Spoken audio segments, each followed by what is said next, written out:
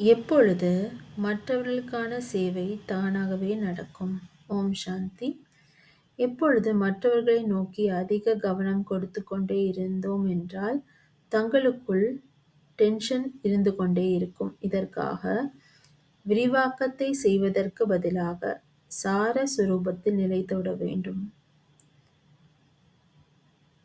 Quantity அளவின் சங்கல்பத்தை உள்ளடக்கிக் கொண்டு quality தரத்தின் சங்கல்பம் செய்ய வேண்டும். முதலில் தன்னுடைய டென்ஷன் மீது கவனம் அட்டென்ஷன் கொடுத்தோமென்றால் அப்பொழுது உலகத்தில் அநேக விதமான டென்ஷன்களை அது முடித்துவிடும். உலக நன்மை செய்பவராக ஆக முடியும். முதலில் தன்னைத்தானே பார்க்க வேண்டும். தன்னுடைய சேவை முதலில். அப்படி தன்னுடைய சேவையை செய்தோமென்றால் மற்றவர்களது சேவை தானாகவே நடக்கும். ஓம் சாந்தி.